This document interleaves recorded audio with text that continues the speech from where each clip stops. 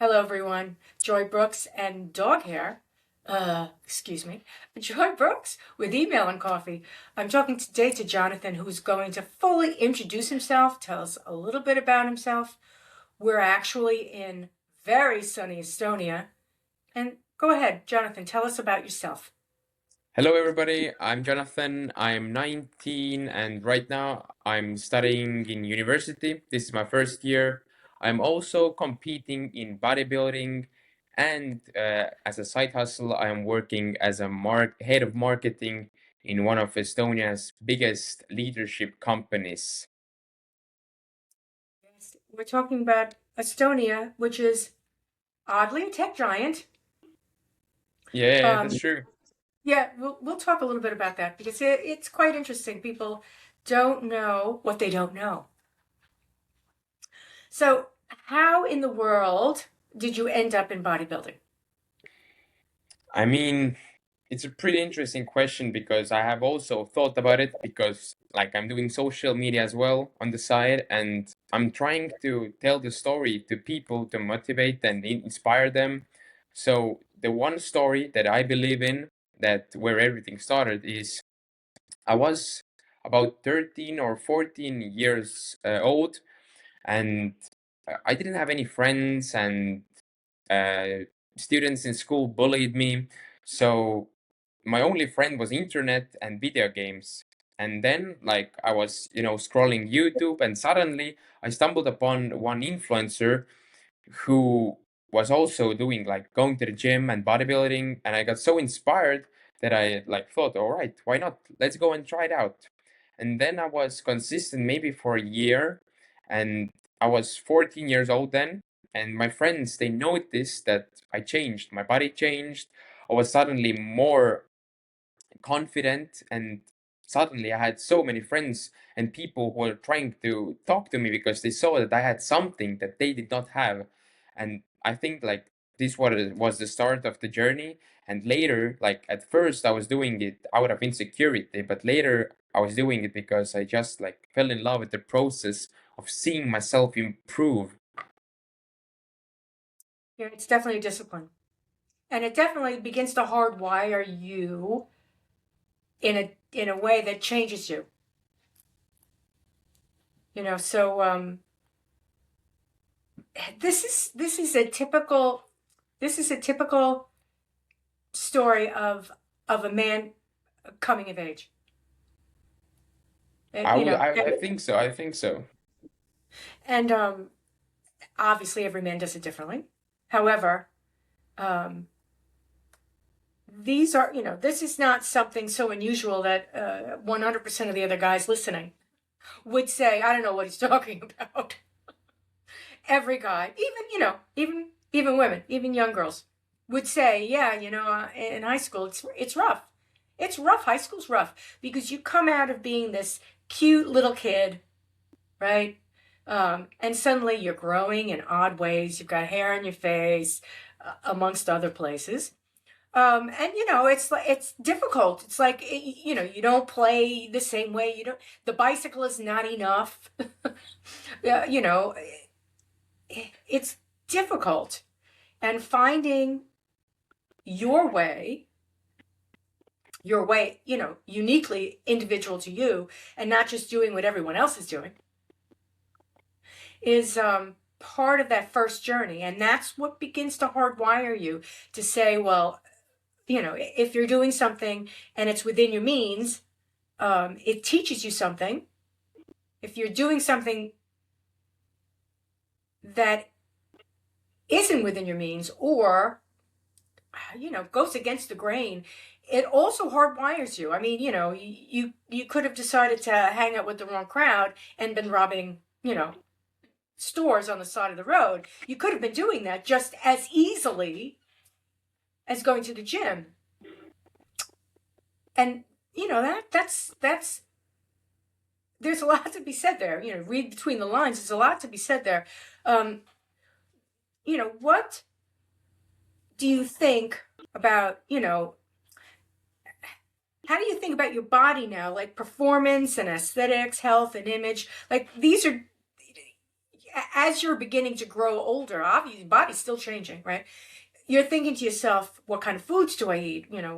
What do I do with my spare time? A lot of things, that's the hard wiring. A lot of things happen in the background when you decide to implement a lifestyle on yourself. So, what's your relationship with food, for example? I mean, right now I had a competition like 1 week ago. I had a European championship. So before the championship, the food was very strict. So I had a lot of cardio. I was in a very big deficit. I mean, I was 24/7 thinking about food. But I would say that it is actually something like very relieving because if you are so deprived of food, the food is the only thing that you're thinking about. So your life basically becomes very simple and structured because it consists of small victories. That is the breakfast, lunch, and dinner, and everything else, like, it doesn't matter. So in some way, there is some beauty in that simplicity because suddenly you are the most primitive self as you can be because the only thing that you worry about is food and everything else, it doesn't matter. So I liked it because right now when I'm off the diet, um, there isn't like something that you are waiting for so long, oh my god, I just want like I want to eat breakfast. So before going to sleep, you're already thinking about, all right, tomorrow I'm gonna wake up, I'm gonna do the breakfast, and you're always so hyped about the next time. But now after the competition, there isn't something to be looking forward to. I mean, right now I'm looking forward for the next gym session or the next competition, but it's still not the same. But about the food and competing, I guess the main issue would be that often bodybuilders who come off the diet, they cannot control themselves and they overeat. So basically, in about like 2 weeks, they may gain about 10 kilograms of body weight. Like I ate a lot after the competition. Like for 4 days, I was eating what I wanted. I gained maybe about 2 kilograms or something like that. So it's not a lot. I mean, it's good because you need to gain weight. Your body fat is so low, so you need some fat in order for the hormones and your body to work properly.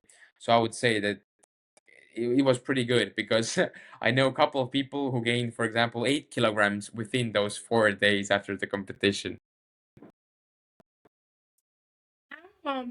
How much do you spend time thinking about your image and that image being who you are or who you socially present yourself as? I mean, I'm not actually thinking so much. Like, of course, I want to look the best that I can be. Like, I want to look not the best among like my friends. I want to look the best in Estonia, right? So this is the whole goal of like bodybuilding as well. You want to be the best. But I wouldn't say that I am like thinking, oh, I want to be better than him. I mean, I'm more. It's more like you're a scientist. You want to look better in order to see how good can I look, but it's not in order to be socially approved, but for the judges to see. So, oh my God, you brought such a good conditioning and shape and everything. So it's more like an art, I would say, than just like, oh, I want to look better than Joe or something like that. Well, I think that comes with at first you were doing it because it was a security or it's an identity thing, and you realized at some point that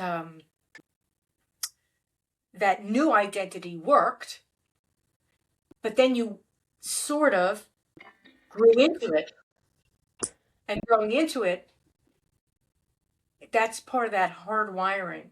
And it doesn't happen with everything that you do. I mean, some people will find that with relationships, will find that with work, that they do something and they enjoy it, but they grow into it and they begin to mature through it. So you're maturing through this discipline.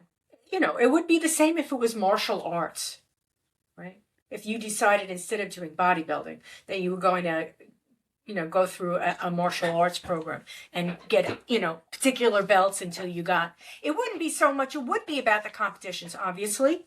You're trying to be the best, but it's the best you can be, not the best better than them. It's the best you can be. Does what happens when you're not like what happens as you're going through a competition and perhaps you're not going to win anything? What happens? In my head, or Yeah, in your head. I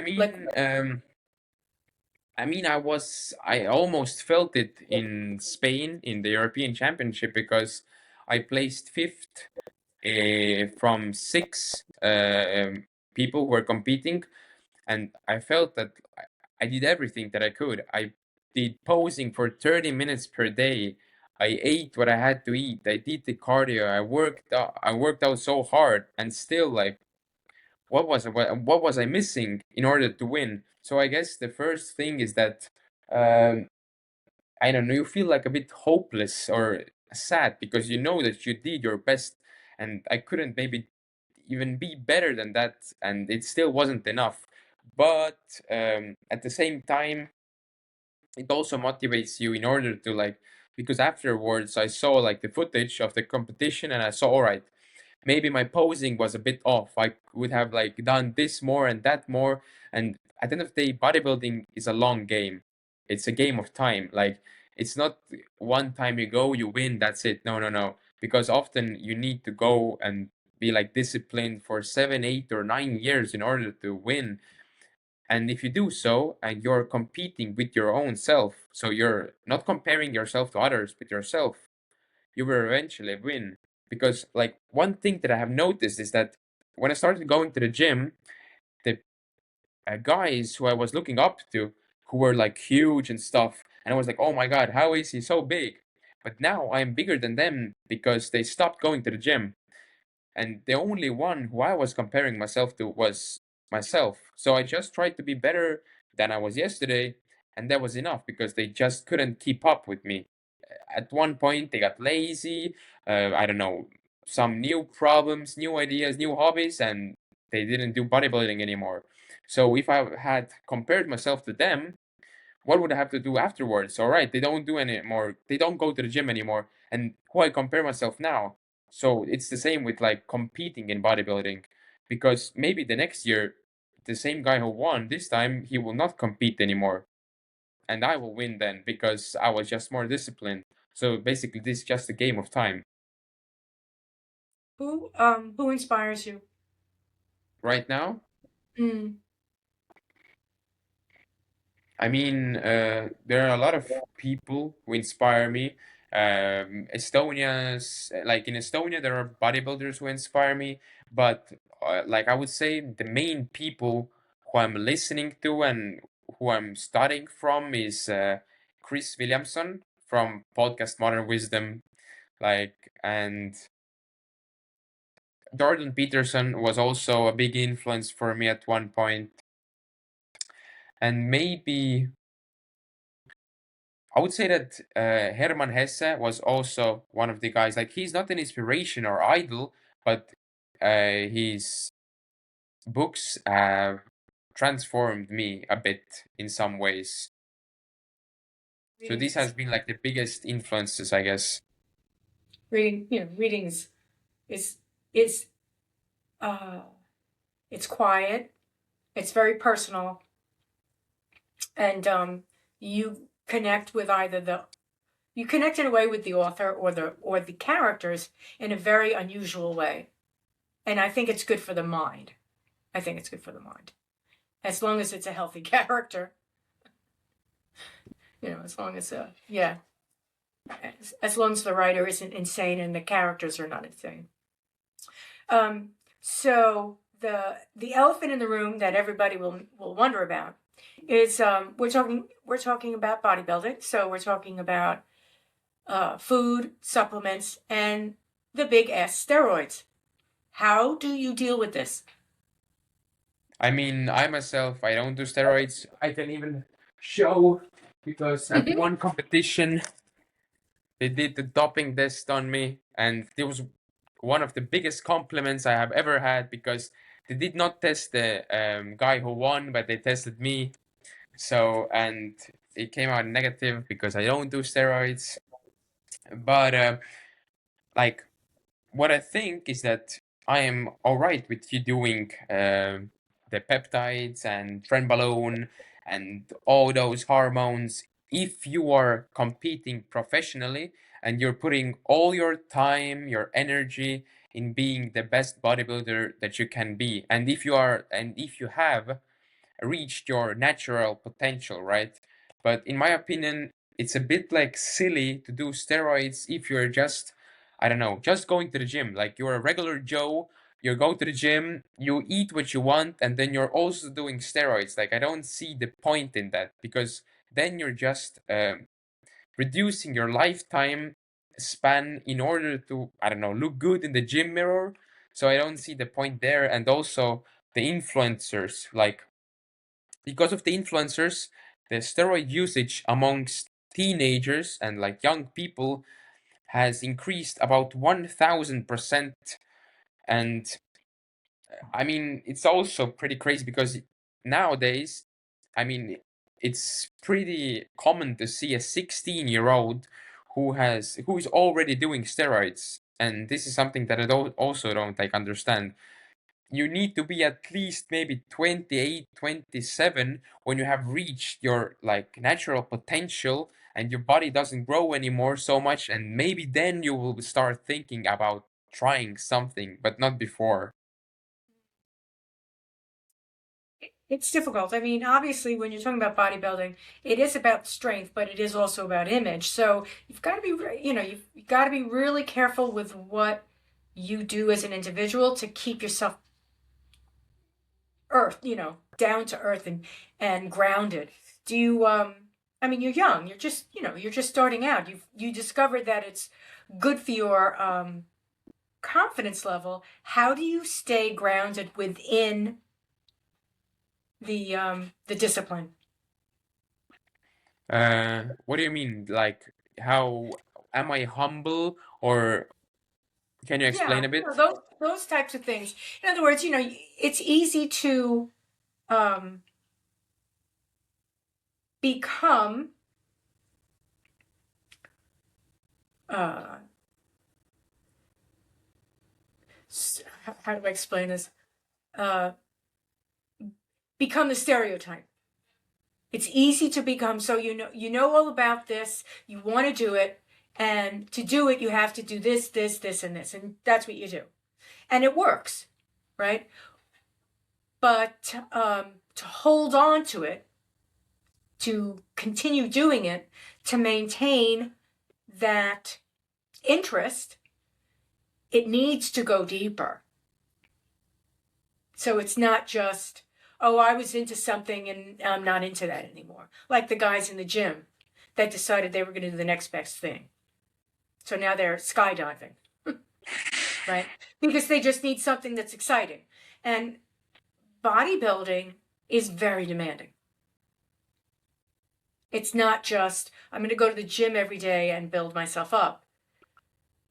It becomes who you hang out with, because should you be hanging out or should you be at the gym? If the people that you hang out with are going to go drinking and you can't go drinking, you can't go out with them. So, they're going to go on their own. So, it becomes this whole thing where it becomes a lifestyle.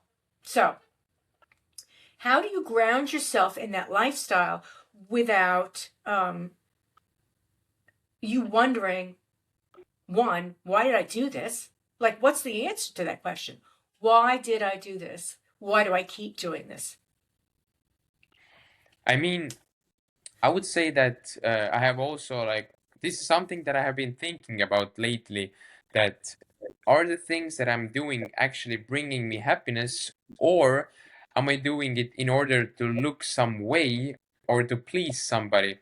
And I guess like going to the gym and doing the bodybuilding seems right now like it's one of the only things that I'm actually doing, that I'm doing for myself and that I like and that brings me joy. So I don't think that in the future I will be, oh no, I sacrificed 20 years no, I will think that in 20 years, that, oh my God, that was such a nice choice, and that I stick to it because it's something that actually brings me joy all the time. And like, that's true. If you want to like keep doing something, you need to be interested. But one interesting thing about bodybuilding is that I'm every day learning something new. For example, today when I went to the gym, I started listening to one podcast, and then I realized, oh my God, I was doing so many things wrong in my training. And right now I'm trying to change a bit my training splits for them to be a bit more nuanced and scientific, so my muscles would get, uh, I guess, maybe more volume, and they would benefit more from the training, so they would grow more, look more symmetrical. So there's always so many nuances and things that you can tweak and fix in order to optimize and be more effective. So that's like I don't think that I will ever get bored from it because I can always do something better and differently. And talking about the friends side, bodybuilding isn't actually so demanding as a lot of people think because I go to the gym 4 or 5 times a week and it only takes about 1 or 2 hours per day. So yeah, it seems long, but at the same time, basically everybody scrolls their phones for 3 or 4 hours per day. So if you're like hanging at home alone and scrolling for 3 hours, or you're going to the gym alone for 1 or 2 hours, it will still, I mean, equal the same. And when I was on a diet and I was hanging with my friends, I still went out with them. All right, I just took like water or tea and didn't eat anything, or took my own food, but I still hung out with them. Or when they were drinking, I still went out with them. I just didn't drink alcohol. So I would say that it really depends who are your friends and who you are surrounding with yourself. Yeah, who you are surrounding yourself with, because if you have like weird and insecure friends and they see that you are succeeding in something, of course they will try to tear you down. Like if there is a bucket that is full of crabs and the crabs see that one crab is trying to climb and get out of the bucket, of course they will pull him down. But I would say that this is a signal that you're surrounded by bad people and you just need to change your surroundings. That makes sense. Yeah, that makes sense. It's I think that it's healthy to take pride in your body, right? It's healthy.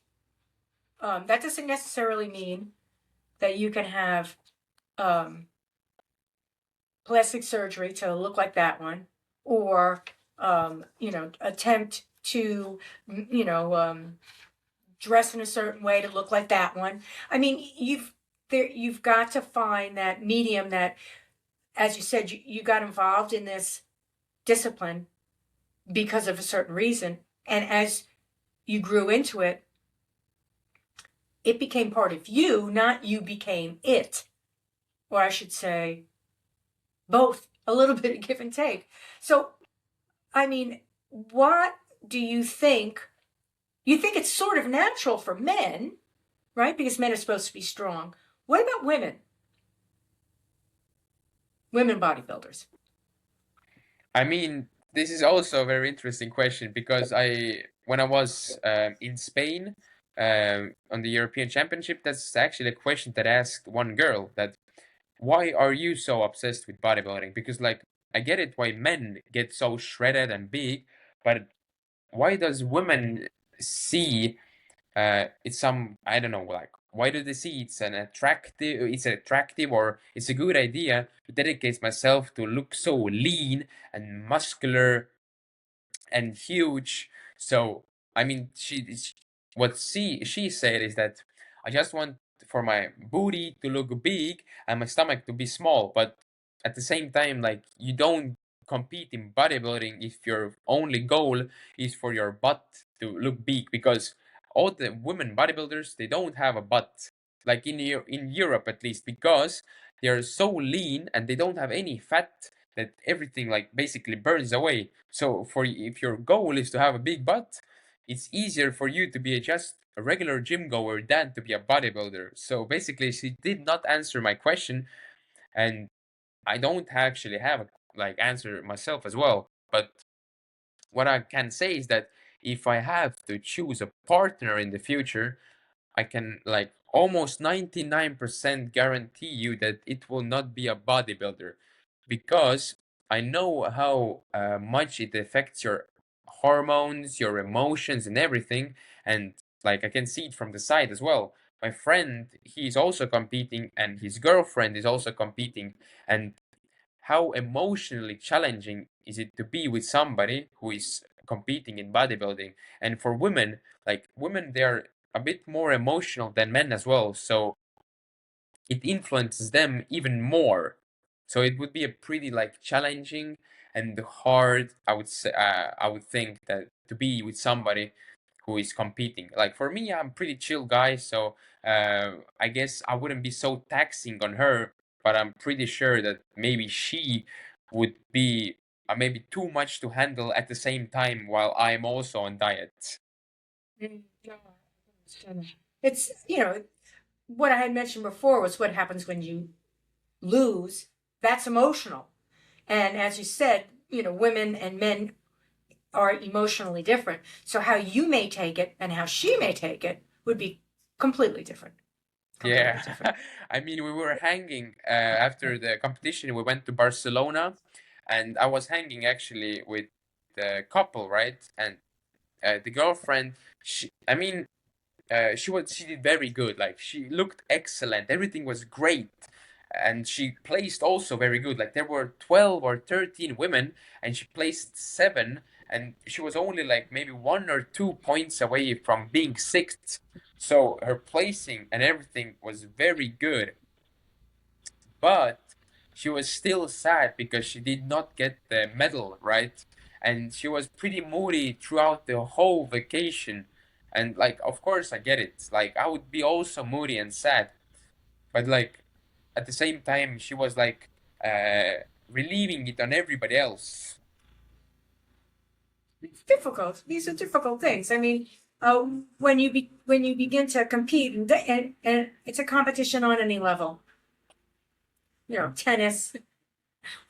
When you're in a sport and you compete, or even if you're competing at a job, so you're trying to become a manager, and then you want to become a department, a divisional manager, etc. When you take on these responsibilities and you begin to compete with them, you really need to be very disciplined, or else it will overtake your personality, and you'll become it, as opposed to incorporating that discipline within yourself. You become that thing where your identity is like, hi, I'm a bodybuilder, or hi, I'm the vice president of sales, and this, and you've got to be careful about those things.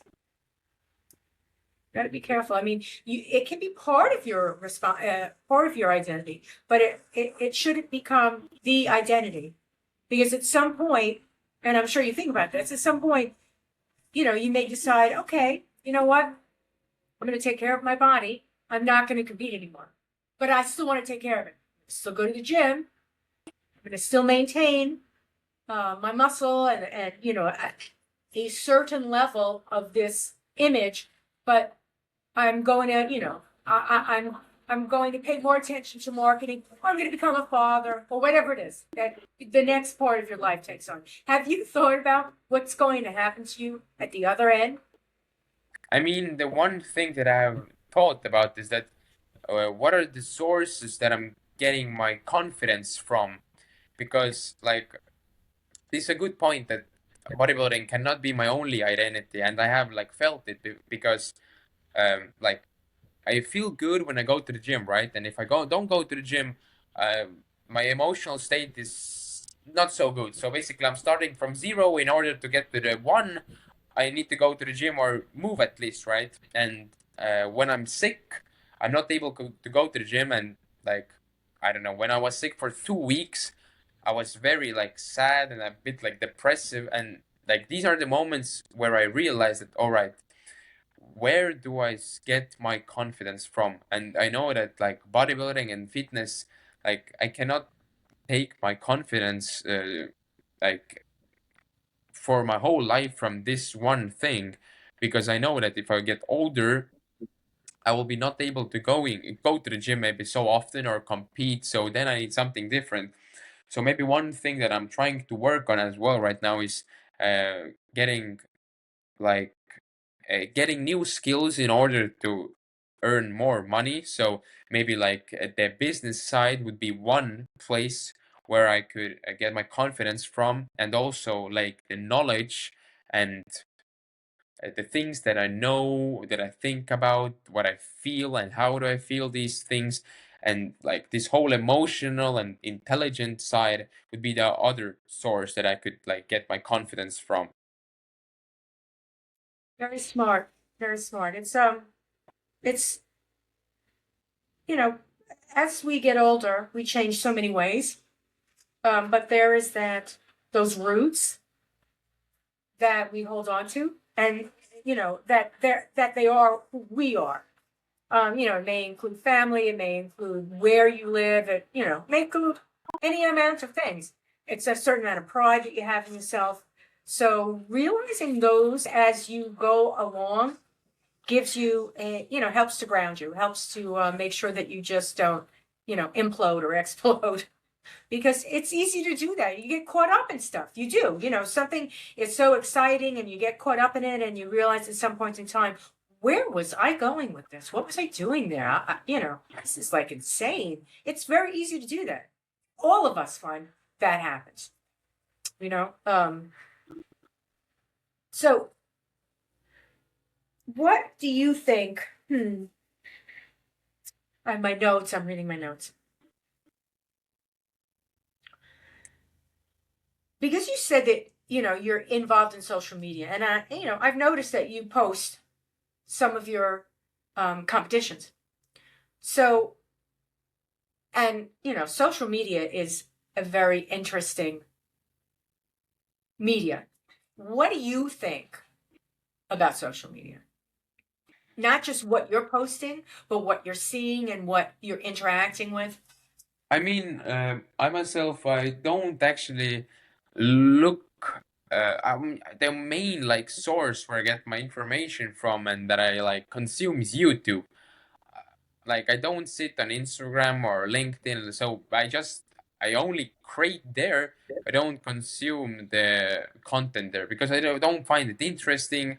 It's not entertaining and not educating. Basically, there is nothing for me. I know that it's a good place where you can build up your brand, reach new people, or start earning money, but I'm not using these platforms in order to gain something. Like I'm not using them in order to entertain myself. The only thing that I'm actually using is YouTube because they're long format videos and people can go a lot more in detail with stuff.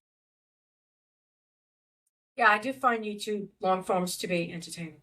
I really do. I enjoy I'm doing it myself. I enjoy seeing what different people can do um, with that format, and it becomes different as soon as you begin to monetize it. You could tell when somebody's looking for money from it because it changes. It's no longer an art. It now becomes a way to make money, and you could sort of see it change. I've seen a lot of YouTube. I mean, we're talking about people like Candace Owens. We're talking about people like a lot of YouTube uh, shows don't make it. They don't make it. Email and Coffee, my show, when I was just talking about marketing, and it was simply in the beginning, it was simply a way for me to reach people that might want to employ me, and that's monetization. And I realized that's not what I wanted to do, and I didn't know what I wanted to do on YouTube, but I knew I wanted to be there, so I felt inclined to stay without knowing what I was doing.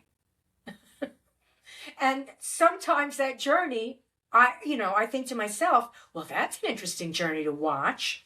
And I see a lot of YouTube hosts who are doing that. I mean, they have a format and they're using the format.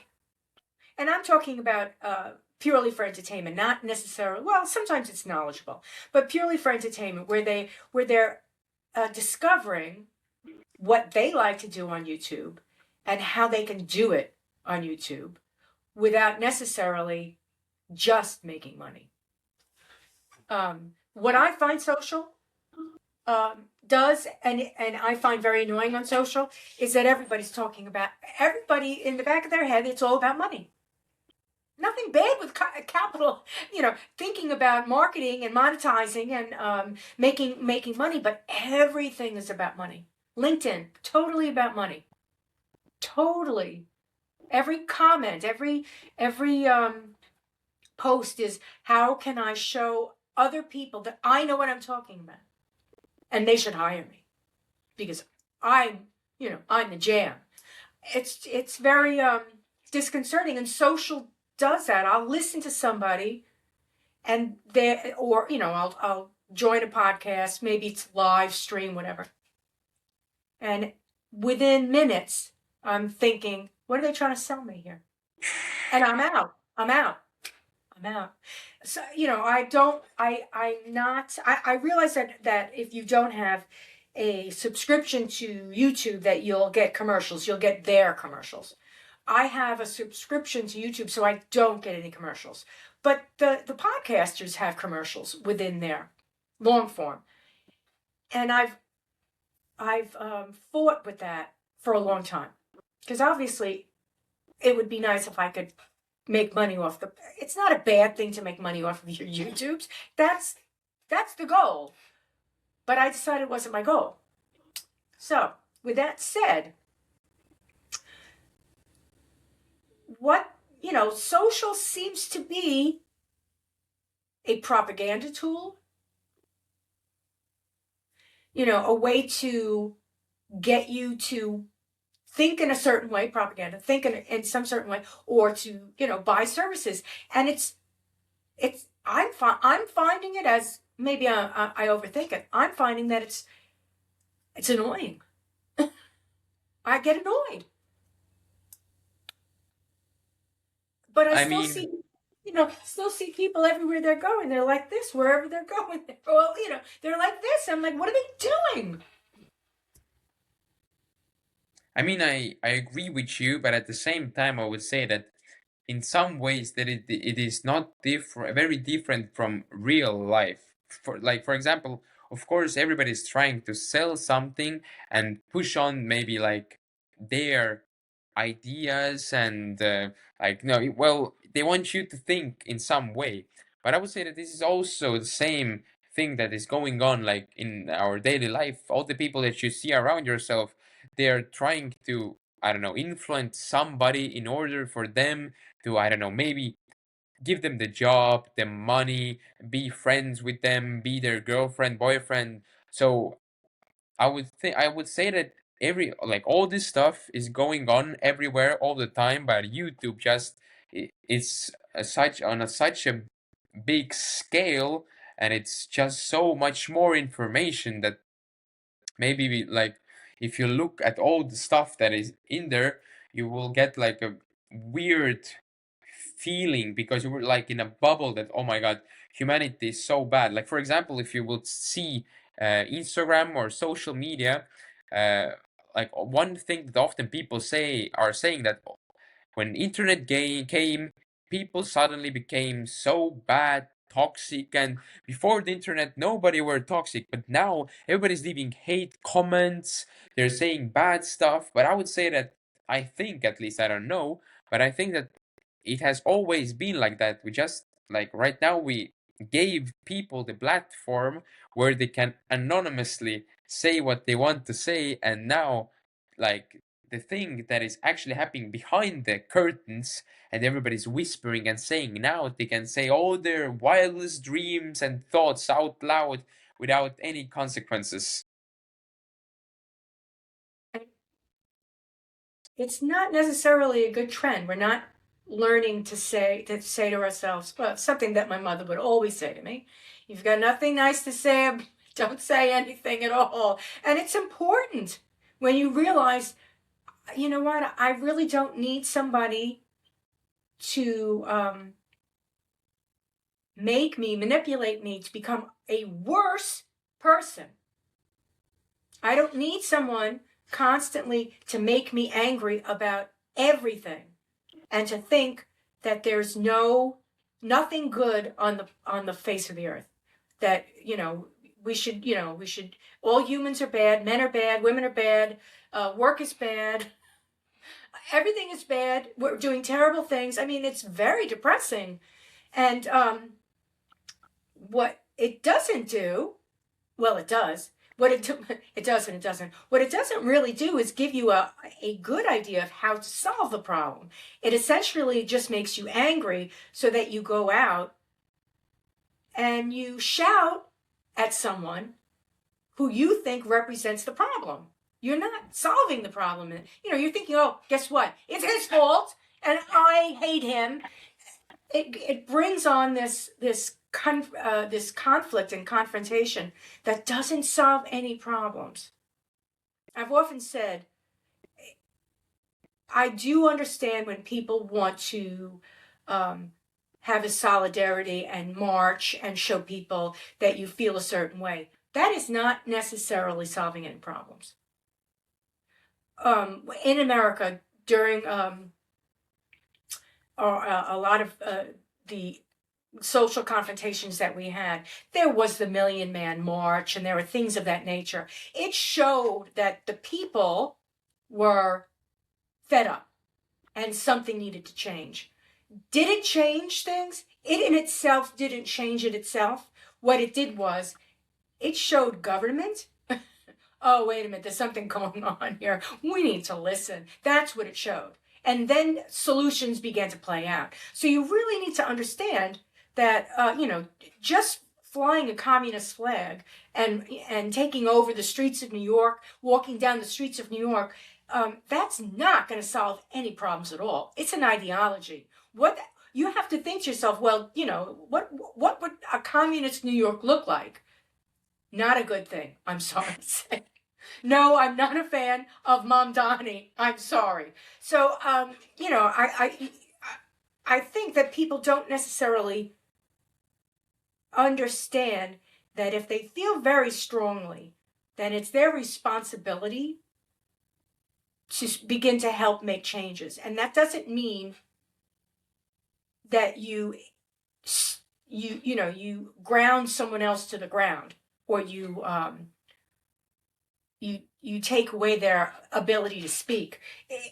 It's if you feel that you are looking for change, it's a very large responsibility, and you need to do it ethically, and it's not easy. Sometimes you can get angry at people. The humanity has a record with death that we can't explain easily. We can't. Yeah. Is war ethical? No. Is it necessary?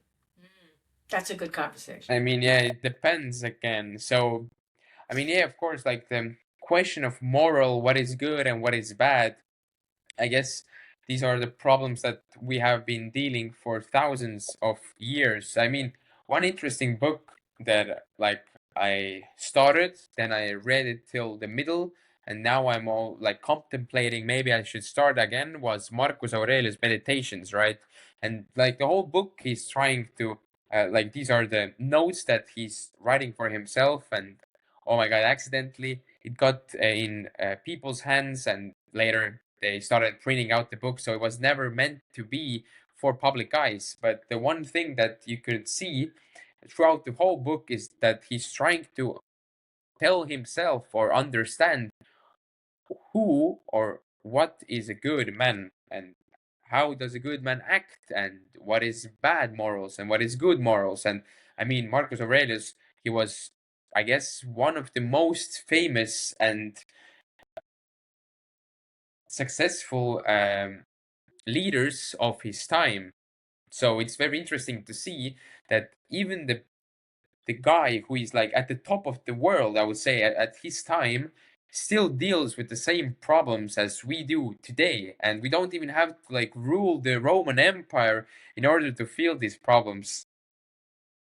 Yeah, he was an emperor and he was a general of an army, and he's out on his campaigns, murdering people. Um, and he has to come to terms with that. And not all the emperors went into the theater of war. A lot of them stayed in Rome or wherever they lived. And they didn't bother themselves with that. They just drank and ate grapes and had affairs left and right with everyone. He didn't necessarily do that.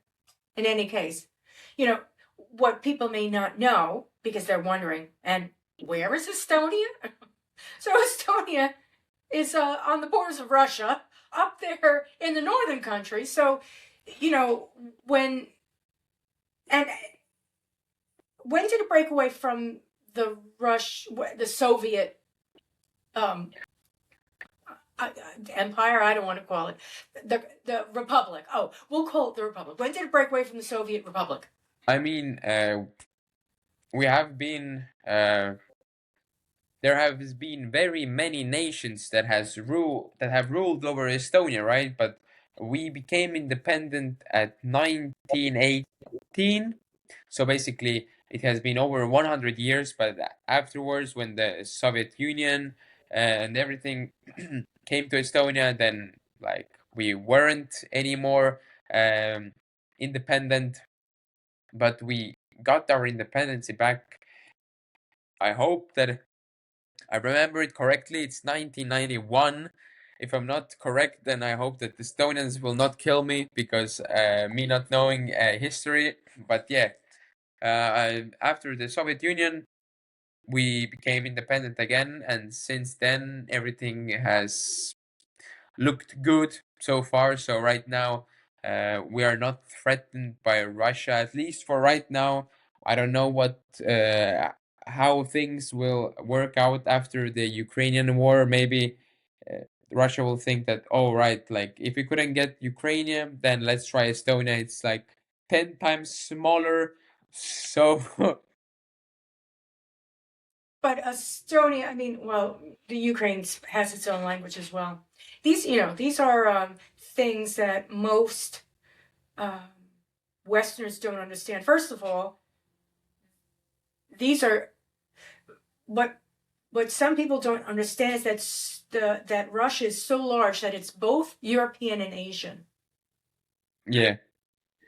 And people don't understand that. And that really means that there's a lot of cultures in Russia. A lot. Quite a lot. That not only cultures, but races. So it's not just, there's not a single face of Russia. It's quite varied. So here we have Estonia, which has become quite a bit of a tech giant. So what's that like? That has something, technology in Europe has been something that has been growing exponentially for quite a while. And when it happened, well, let's put it this way, when I recognized it, I was somewhat astounded. Because here I thought, oh, everyone outsources to India. No. No. And, it's pretty large in Russia, and it's large in Estonia. So can you talk a little bit about, what you have experienced, because you said you're in marketing. So what are your experiences in business and how Estonian business is gathering strength? Right now I would say that Estonia, like we're so small country, and the main like source of income for Estonia isn't actually like inside of the country, but everybody has to like do products or build businesses and go abroad in order to bring money into the country, right? And one of the biggest like unicorns that everybody knows that like came from Estonia is Skype. I mean, right now it's dead, but once it was such a big thing, right? And right now, when everybody has access to AI, I would think that if Estonia plays its cards right uh, and does the right moves, then we have a very good potential to get on the world map again. Because right now, the startup world is pretty shaken because we can create a product or a business basically in one day.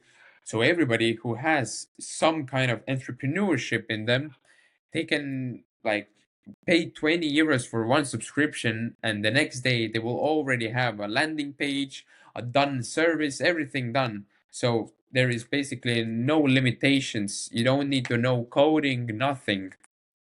So I would say that if Estonia plays its cards and people like focus on using the maximum potential of AI in order to gain some, in order to get ahead of our competitors from other countries, we we can scale pretty fast, I would say. I think that's a strength with AI that people discount because they are thinking how AI can replace everything. And yeah, that's one way of thinking about AI, but it can also speed up scaling. So where you as an individual who are working on a project, you've been giving all the data, and now it's time for you to present this project in such a way that your boss thinks, oh, this, we want to, this is something that we want to look into, we're going to hire this group, we're going to, make the service, whatever the project is. Using AI to help you bring that information together can take a project that would take a week. It could take it, you could get it done in 2 or 3 days easily, and it will be very impactful. But you need to know how to use AI, and AI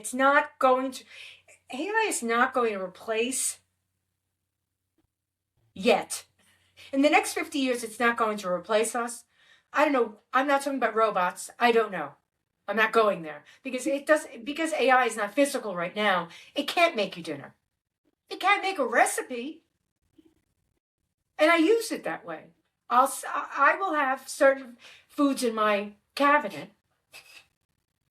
I'll go to AI and I say, I have this, and this. Tell me what I could do with it. And it makes a meal. Okay. It didn't shop for me, and it's not going to make the food, but it provided me with something. And it provided that to me without me experimenting for the next 3 weeks until I came up with, oh, well, this is pretty tasty. I mean, I have So bad news for you. Elon Musk, if I'm not mistaken, I listened to one podcast, and Elon Musk, he doesn't put so much effort anymore in producing cars. Right now, he puts like all the um, factories work on creating humanoid robots right now. So I would say that maybe the reality where robots go to shop and they work in shops and they work at your homes and so on. Maybe it's not so far away the future. 50 years. Okay. So I stand corrected. I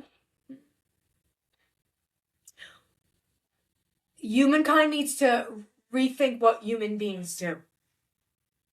Because when shopping becomes an interaction between you and a robot, so you go to the market, there's nobody there, it's a bunch of robots. Okay. Mopping the floor, putting out the produce, wringing it out, whatever it is, whatever it is. When your car essentially becomes a robot, And you get into it and you say, I need to get to work, take me there, and it just takes you there. You're not even driving it. You don't even turn it on, it's waiting. All of these things can become intelligent. So yeah, I see that. And then humans really need to rethink, what is it that make humans human? What do? We do innovate.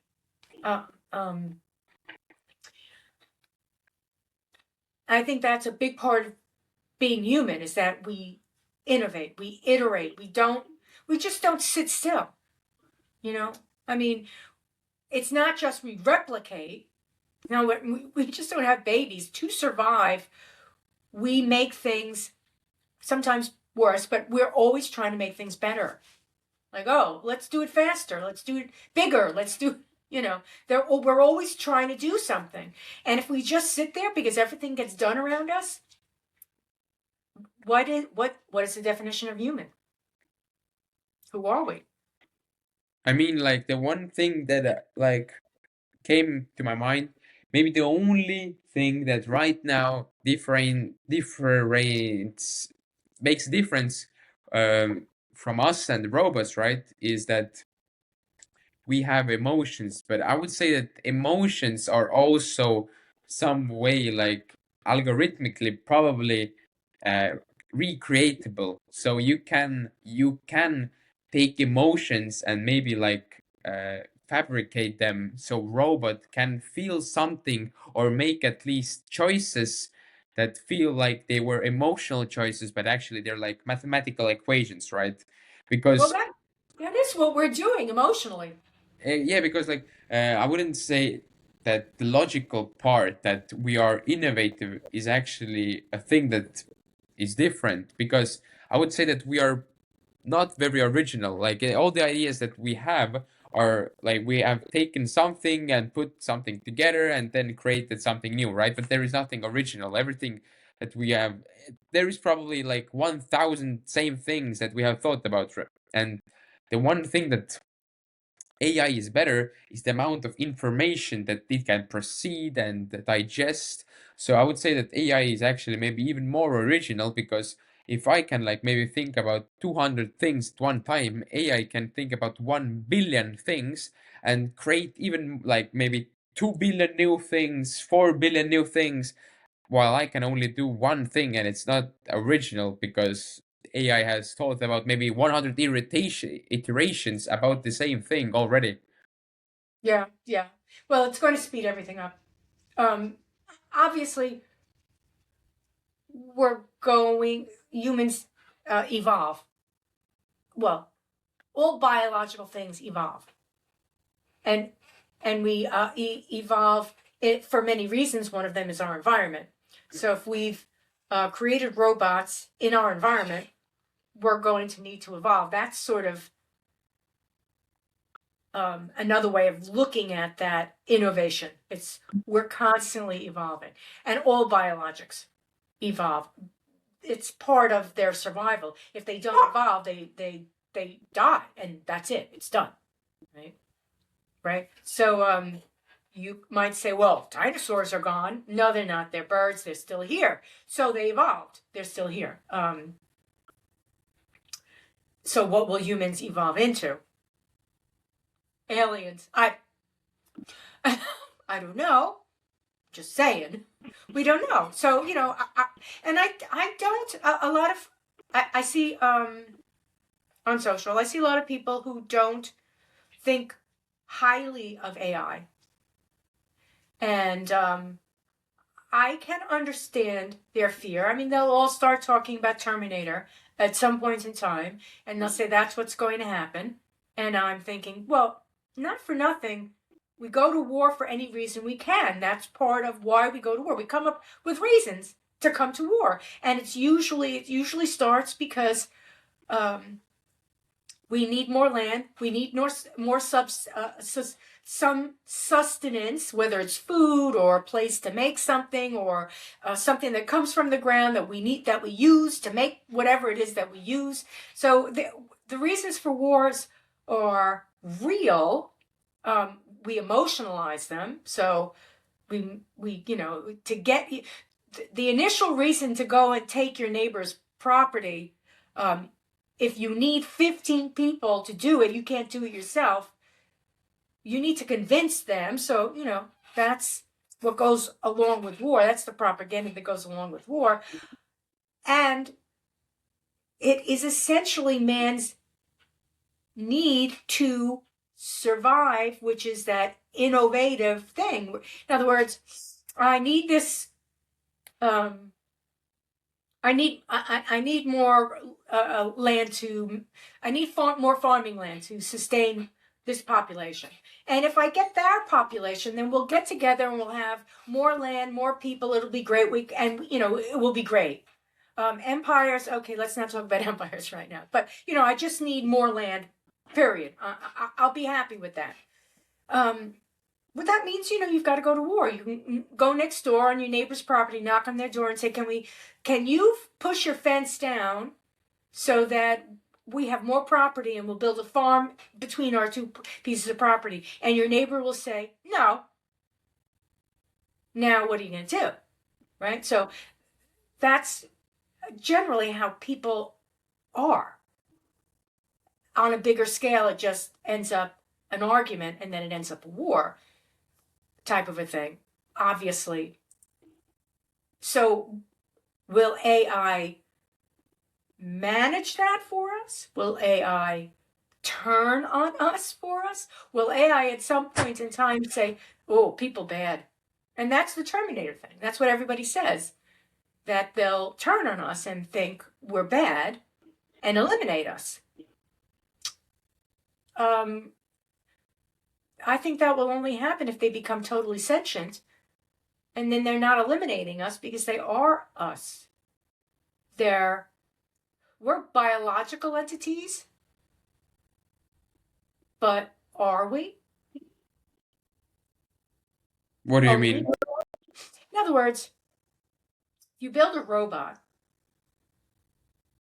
and it's so advanced, right? It's going to have chemical reactions within it to manage Now, it's not going to need to go to the bathroom, but it does need to get energy from something, right? So if I take my computer right now and unplug it, you and I won't be talking to each other anymore, right? So it needs energy.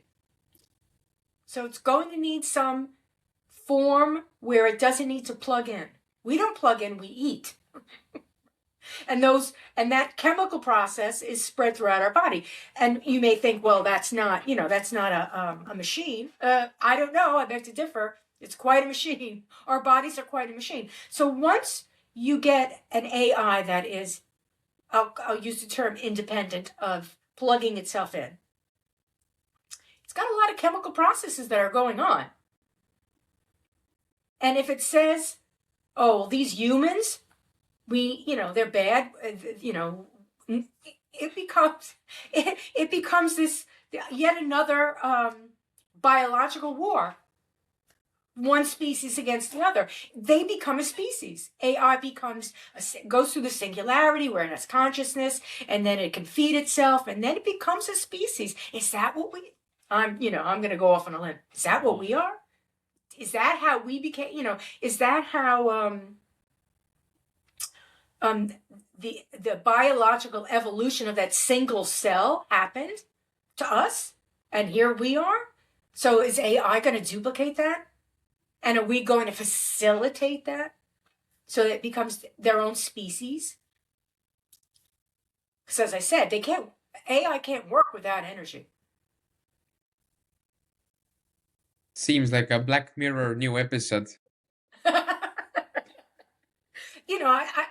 I overthink everything, and these types of things just absolutely fascinate me. So, I do see the dangers of AI, but I see it's inevitable. It's inevitable. It's not going away, especially if we're going to travel to different planets, because it's not going to take us there. It's going to take itself there, and then it's going to come back and say, oh, guess what? We found something habitable.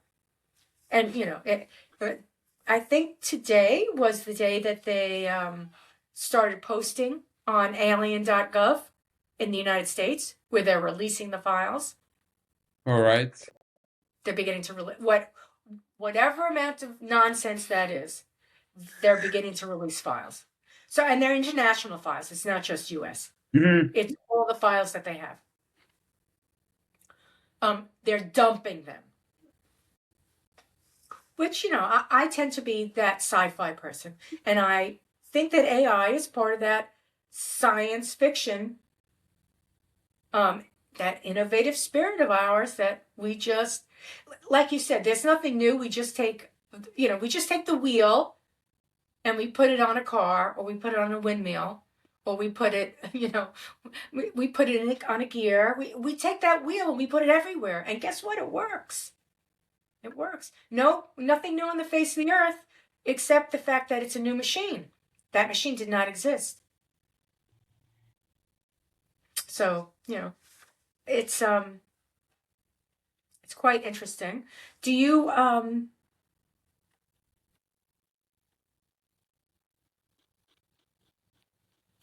I'm reading my notes again. It's about university.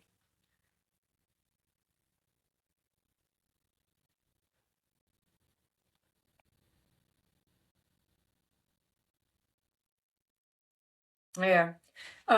So to sort of end this in this wonderful conversation. So to get back to bodybuilding, so it taught you things, but what is it continuously teaching you that doesn't happen in the gym? I mean, I guess the one thing that it teaches me that like regular people will not get out of the gym is that you're capable of so much more than you like ever thought about. And you don't need to feel confident in order to succeed or to reach something. What I mean by that is that when I started this year, I was pretty insecure about my posing, and I was like, and afterwards, like when the diet became very strict, I didn't know like how I'm gonna handle the diet because I felt so hungry that I would like, I just maybe at one point I will snap and eat something, but no, I told myself, all right, one more day, one more day, one more morning, and after all the struggle, and when you look back, you realize, oh my God, I'm so much stronger than I thought. Like I overcame all the challenges, all the times when I wanted to eat something, didn't want to go to the gym, or this like the hardest thing was not even competing and dieting, was managing my whole life at the same time while also prepping for the competition. I'm also like working half time, going to the university and trying to have some kind of a social life and some other like mini projects that I had. Like I was hosting an Estonia's biggest marketing conference. I was also I joined the LinkedIn challenge, and everything, all that stuff was happening at the same time. So, like, when I thought about this to other people who were competing, they were like, man, when I heard that I have to like cut down on my food, I didn't go to work for 1 month. Like, I took a vacation for 1 month just to eat and go to the gym because I wasn't able to work so effectively. And then I was thinking, like, what the hell? I was I was juggling all that stuff at the same time while cutting, while going to the gym, and 1 second, and I became European champion also. So I don't know. What were your excuses? It's funny because you're actually teaching yourself how to manage challenges, all sorts of challenges, and giving yourself the ability to say, well, this is nothing compared to what I just did. So, Yeah, I can just exactly. put. Like the more hard stuff you overcome, the easier it will be at the end of the day. Like one thing that I like about Alex Hormozy is one of his quotes that in order for you to be confident, You need undeniable proof of who you are and what you're capable of. And the only way to get that undeniable proof of who you are and what you're capable of doing is actually doing stuff. So if I overcome all that shit and all those hard things later in life, I can look back and realize, all right, like if I overcame it once, I can do it twice. These things are so applicable to everything. You know, these are very transferable skills that get applied to, you know, having a simple conversation with anyone on the street. Simple skills that you just draw on because you think to yourself, oh, I've managed this by doing that, and I could certainly do it again. And if given an opportunity, you may not know what you're going to decide, but you know that you know how to decide. You know what things are required for you to take on that challenge, make the right decisions, or if you make the wrong decisions, how to figure that out and you know, still end up getting something out of it. These are things that happen over and over and over again. They never stop. You may think, oh, you know what? I'm going to be doing this now so that I will have X, Y, and Z when I'm, you know, this age. And you may get there, and the whole world is different. Did I ever think that I would be making a podcast at 70 and, you know, doing, meeting all sorts of people? How did I plan for that? I didn't. Would I ever have been able? Are you going to say, well, you know what? I'm in high school now, but I plan when I'm 70, I want to, you know, a lot of people are like, oh, travel the world. That's what you should be doing when you're 70. And I'm thinking, it could be. It's not what I want. And how do I know that?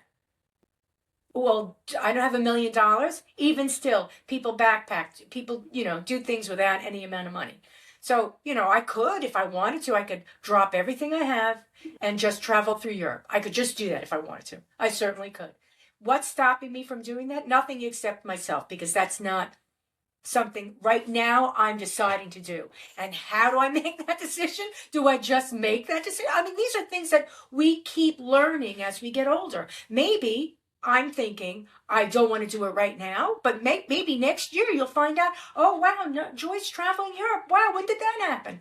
And you say, Joy, when did that happen? And I'll say, I don't know. It just happened. We've got to be able to do that. And the only way to be able to make those decisions is by feeling comfortable with yourself for making those decisions. You're not throwing things away constantly. Every time you make a decision, you have to feel like, I'm not throwing my whole self away. This is part of who I am. So I definitely hear you, everything that you've said. You're on this spectacular little journey.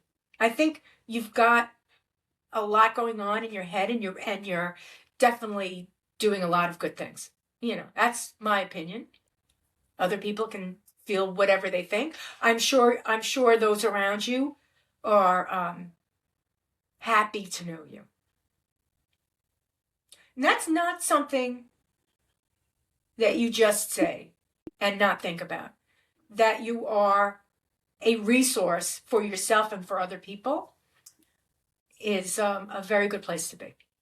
So congratulations. Thank you a lot. These are very good words, because like I guess sometimes you need to hear those things, especially when you're like doing so much, because I'm sure that a lot of things that I'm doing are still like some kind of insecurity or like something from inside of, and if people like notice it and actually take the time to appreciate it, then the maybe the insecure part of you gets a little bit more notice that you are doing the right thing and what you're doing is it's worth it. You'll always be insecure. Every time you are challenged by something that is a little different, that you're not totally sure of, that you haven't done before, anytime. I mean, you could be, you know, a skydiver and do it all the time, but you haven't been to this forest or you haven't been over that place, you know, this, whatever. Every time is different. Doesn't matter. So any challenge, whether it's small or large, you're always going to say, hmm. And the ability to back yourself up quickly to say, it's okay, I got this. Do you know the answer to the question? No, but I got this. It's okay, I got this. That's a very important skill, and I hear that in you. That you're not necessarily. I'm not saying that you're going to take on every challenge blindly. It's that you're going to be presented with challenges, and you're going to think through them, knowing, well, you know, I have some experience thinking through these challenges, and I'm fairly confident in that. And I may not come to the decision in an hour, but it may take me 2 hours or a week, but I'll do it. And I'm not just going to say, procrastinate and not deal with it. I'm gonna deal with it, and that's very important. And people see that in other people. And you know, that doesn't necessarily mean that you're going to succeed on a level of wildest expectations. That just means you're going to succeed, or you should know that you will succeed within yourself. You'll continually take yourself to the next level. And that's what's important. Not that you're the best in the world, but that you're the best inside yourself. So, I mean, that's my opinion. I'm just saying. Any last words? Any last thing? Will you be at an event in the future? Anything you want to share with the audience before we... I guess right now, like I would say, I would plug my Instagram or like LinkedIn, but the problem is that right now I'm creating content in Estonian, so there is no point right now, at least. But what I want to say for the people is if you want to lose fat, move more, eat less. If you want to build muscle, eat more, move less. And like the main thing is actually just enjoy life, enjoy what you're doing, follow your gut, and you will get there where you have to get. Everything that you've got inside you will guide you. Those are the little muscles that you've got to flex. Exactly. Thanks very much, Jonathan. It was very enjoyable to talk with you. Thank you a lot, Joy. And that's a wrap.